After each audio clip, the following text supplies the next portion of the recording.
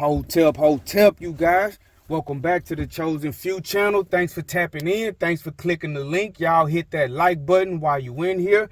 Y'all saw the title. Today, we're going to be talking about things that could get you killed during slavery. That's things that could get you killed during slavery. One of the things that I want you guys to be aware of or pay more attention to, or to think about and ponder about more regularly, you may already know this, is the fact that slavery was an institution. It was the institution of slavery. These wicked, unrighteous, cruel individuals, inhumane individuals who controlled the institution of slavery, they codified their abuses. They codified their wickedness. They codified the vile things that were in their hearts. And they made these things laws and ordinances.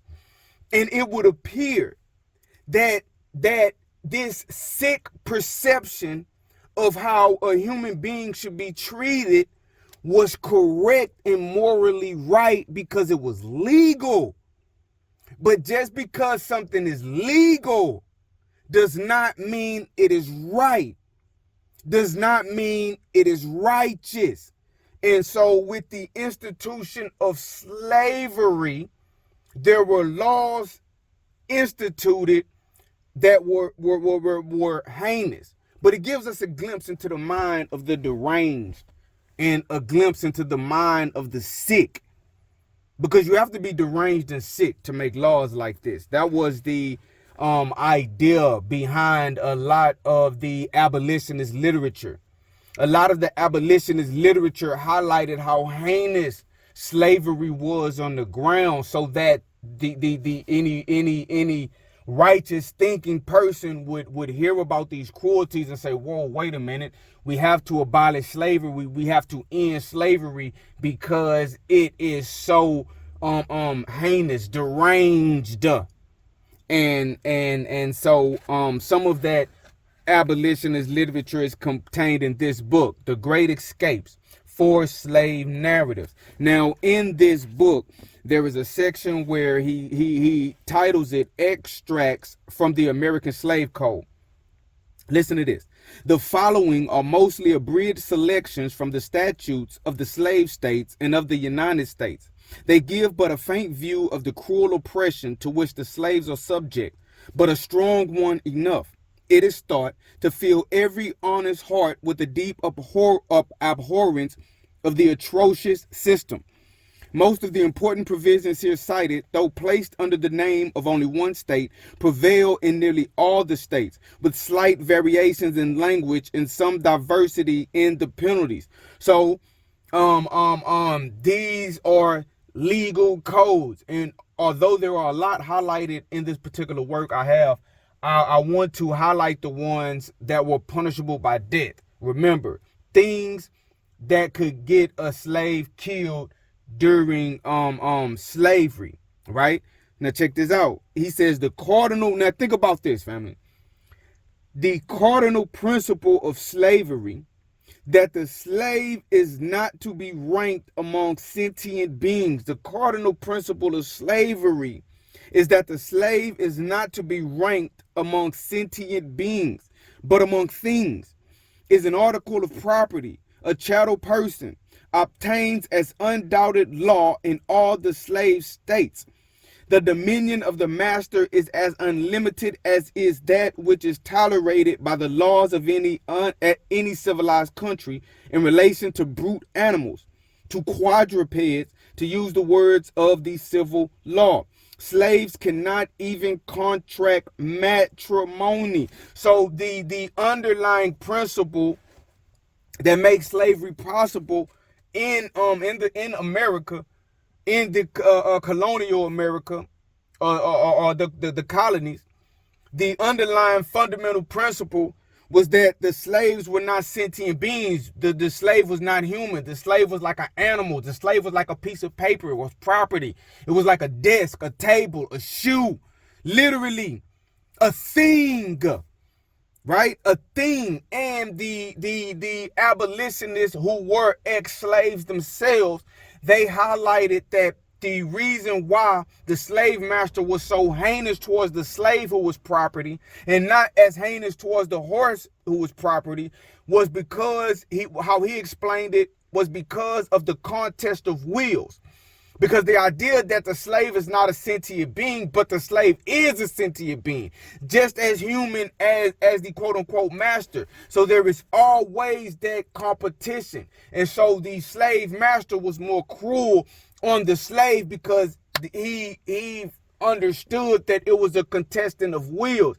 And one slip would lead to a reversal or a disruption of the power structure. Slaves was always fighting back. They were always escaping. They were poisoning their masters. They was always doing things to rebel and revolt.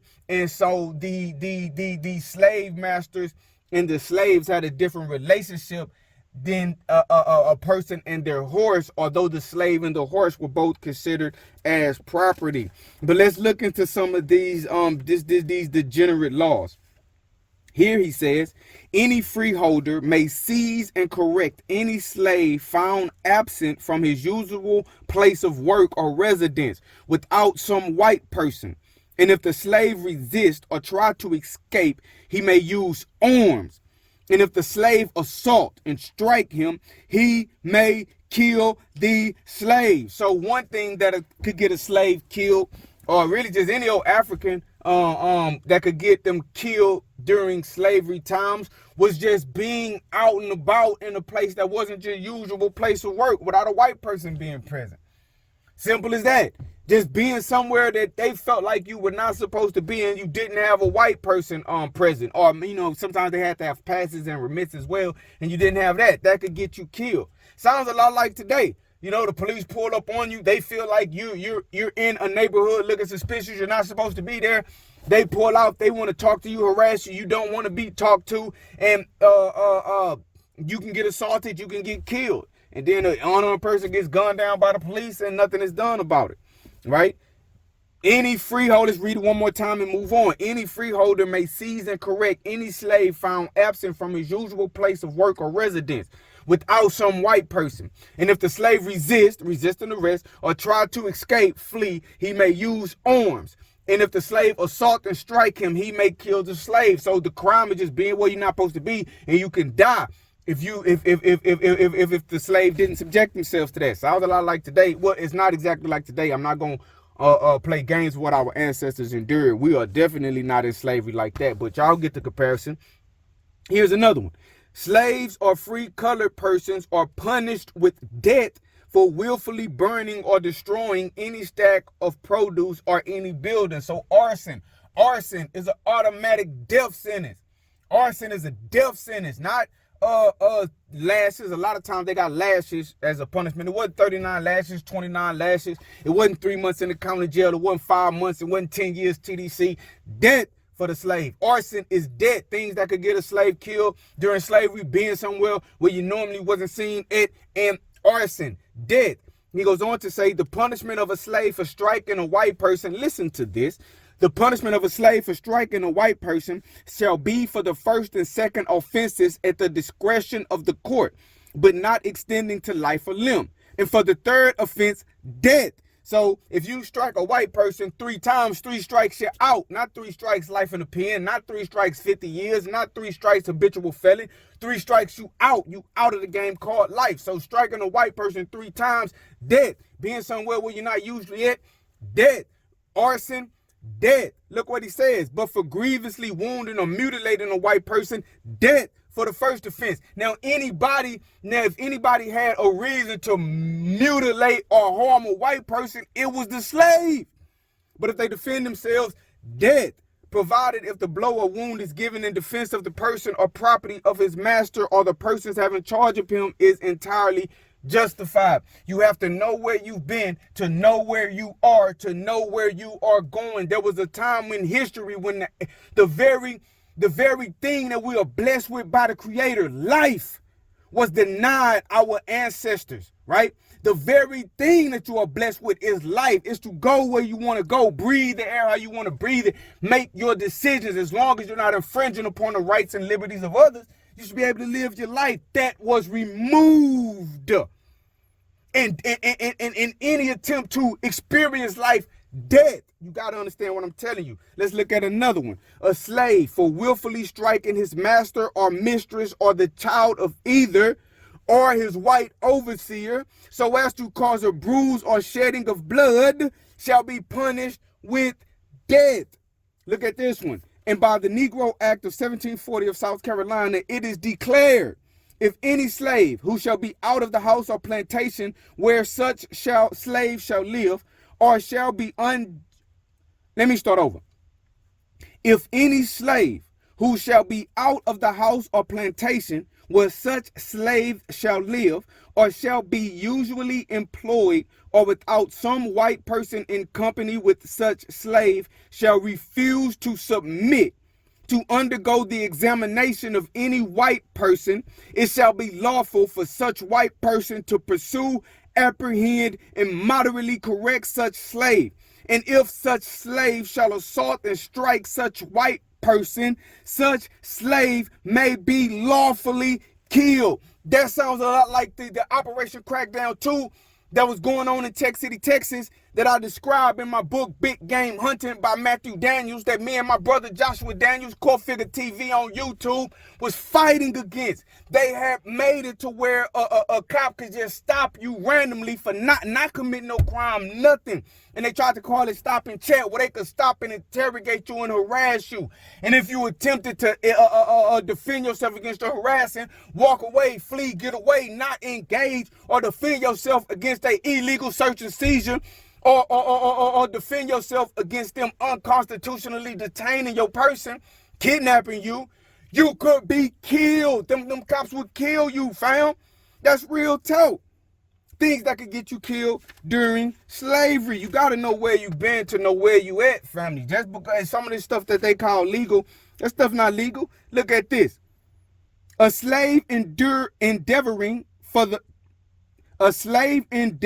to entice another slave to run away, if provision be prepared for the purpose of aiding or abetting such endeavor, shall suffer death. So an individual trying to encourage another slave to run away, or tell him how to run away, or tell him how to get to some freedom, death. Trying to encourage somebody to get to freedom, death, family. Being somewhere where you're not supposed to be and not wanting to be subjected to an interrogation by the so-called any so-called white person, death, family. Willfully striking the master, the mistress, the child of either, death, family. If you strike a white person, any random white person, if you strike them 3 times, the third offense, death. If you strike them too hard the first time, death, family. This is crazy. If you caught somewhere where you're not supposed to be, and you don't subject yourself to the punishment of the random white person that done ran up on you, death, arson, death, things that could get an individual killed during slavery, family. Remember, slavery was legitimized within the legal code.